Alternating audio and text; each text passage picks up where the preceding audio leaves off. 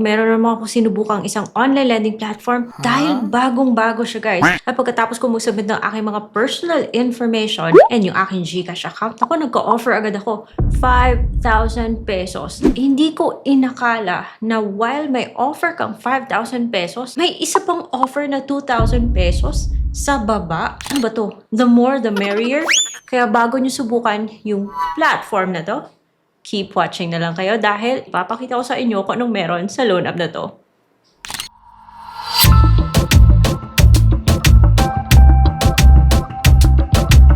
Sa namang online loan platform yung sisilipin natin dahil utang po is a big responsibility. At hindi po tayo dapat lumalapit sa mga OLA without knowing kung anong meron sa loan app na to. Kaya nung nakita ko yung loan app na to, kaagad ko siyang sinubukan, guys, para makapag-report ako agad sa inyo kung okay ba to or dapat bang iwasan or, well, decision yan. Pero guys, this video is not sponsored. It is based on my personal experience. Din-download ko siya, nag-submit po ako ng information at i-share ko sa inyo yung mga natuklasan ko sa video na to. Ito ay available lang po sa Google Play Store. So for this video, yung ginamit ko po is my Samsung Flip phone. Napapansin nyo ba na may ibang mga platform na pag picture nyo nagka-crash, ayaw na mag-proceed, yung iba pabalik-balik na lang sa baka may compatibility issue siya. At may mga loan apps na hindi na po nagwo-work sa mga old Android phone models. Kung napa-upgrade ako at buti na lang po meron pong Shopee S-Loan, S-Pay Later, where this kind of phone, pwede po siyang mabili on installment. Siyempre, it's just a product link na sa inyo naman yan kung mag-upgrade kayo o hindi. Compatible pa ba yung isang phone, you just check the bottom part and see if may mga notes naman yan kung hindi pwede yung cellphone nyo dyan. Anyways, na-sidetrack lang tayo ng konti. So, yung pag-uusapan nating loan app ay itong si Peso Vault. Na-notice ko po siya sa Google Play Store at bagong-bago ko, konti pala yung nakapag-download at nakapag-review sa kanya. Under sa kay Delicia, guys. So, bago mag-proceed ba yung magtatanong, Ate, ano ba yung lipstick na gamit mo? Okay, share ko na lang, guys, na for this video, I'm using this lipstick which is from MAC and po siya. Bagay po siya sa Morena, kaya, ganyan.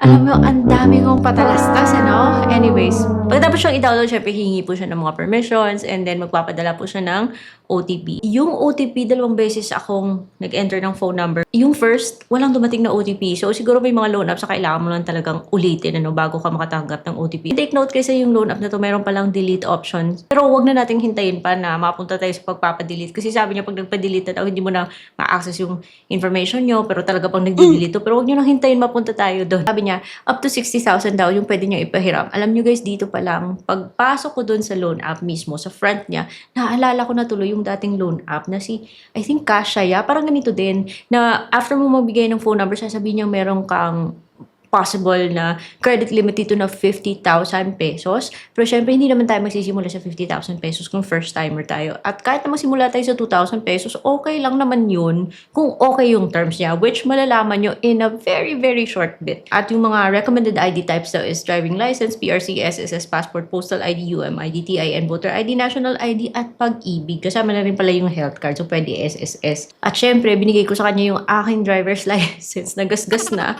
pwede mo picture on the fly or while you're applying or pwede mo rin kunin from your phone gallery and after nun, magsi-selfie ka. So, is it worth na magbigay ng personal information sa loan app na to? Granting na yung loan app na to, ay pwede naman palang applyan kahit na student, unemployed, yung ganon. Which I think magkaka-offer. Para sa akin, medyo fishy siya, pero hindi ko naman kayo mapipigilan kung uutang kayo o hindi. But watch this first. Bumungad yung offer niya sa akin 5,000 pesos na hindi mo yan ma-change. So kung talagang i-go mo yung loan app, yung loan mo dito, 5,000 ka, stuck ka with 5,000. At sabi niya, pwede mo ma-unlock yung 10,000 pesos kapag nabayaran mo to on time.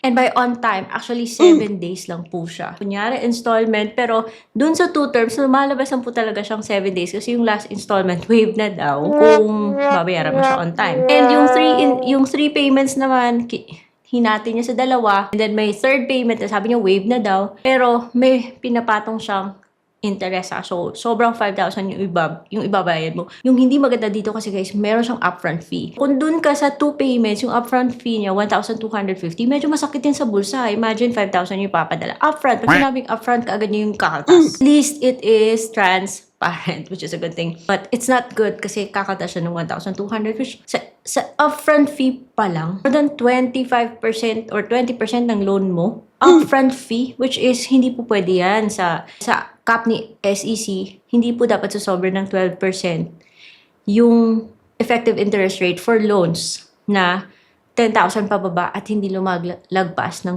4 months yung term.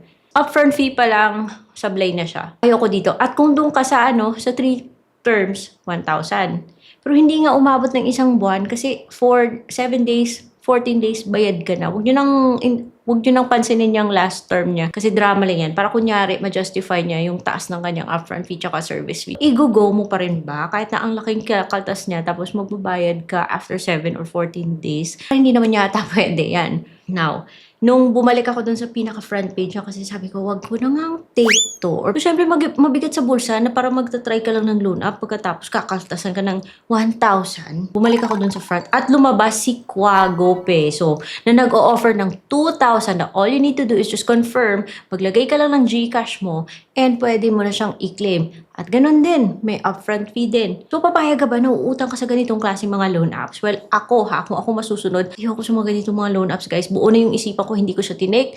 Nagpa-delete po ako ng account sa kanya. Sabi niya, pag nagpa-delete daw ako, baka hindi ko na ma-retrieve. Well, I just hope na talagang dinelete niya kasi wala akong planong balikan to. Kung ganito man lang yung kanyang terms. So, bakit mukha siyang familiar? Kasi guys, this loan app is under Delicia. And parang na-encounter ko na before. Kaya pala siya mukhang familiar because not only na may Quago Peso sa baba, pero parang ganun din si Kashaya. Like, copy-paste, nagpalit lang ng pangalan. Well, at least yan po. Yung sa POV. POV ko or point of view ko. Parang naalala ko rin yung dating si Peso Kao na parang ganun din eh. Siguro, magkakapatid, kambal, palit pangalan, palit anyo. Pero yung pinaka-red flag dito guys, kasi chinek ko po siya sa list of recorded online lending platforms kung anun si Delicia. Kasi dapat, pag OLA, dapat anun yun. Unfortunately, wala siya. So, I don't care kung may registration number siya. But the fact na wala po siya sa list of recorded online lending platforms, no. Kahit na mag-offer pa siya ng 10,000 on the next loan, ayokong i-take ng 5,000. Red flag na to na wala siya sa list of recorded online lending platform at pinaka-red flag sa lahat is yung advance niyang ikakatas. Upfront fee. Upfront. Meaning, advance niya yung kukunin. 5 contact references pa yung hihingin niya. Even sinasabi niyang Facebook, Viber, optional, pero 5 contact references. Tapos hindi nga siya humihingi ng payslip or pwede nga siyang mag-accept ng student, housewife, unemployed. Pero bakit mahingi siya ng mga company details? Sinabi ko na nga sa kanyang unemployed ako, pero gusto niyo pa rin yung company details, yung company phone, and yung address ng company. So kung student ka, meron ka bang ganon? Syempre wala. So medyo inconsistent din yung loan app na to. Kaya wag tayo sa mga ganitong mga loan apps, yung mga nakakalito guys. So, para sa akin, no ako sa Peso Vault na to. Meron mga kayong mga questions and suggestions, just put it in the comment section below, and that is all for today's video. Bye-bye!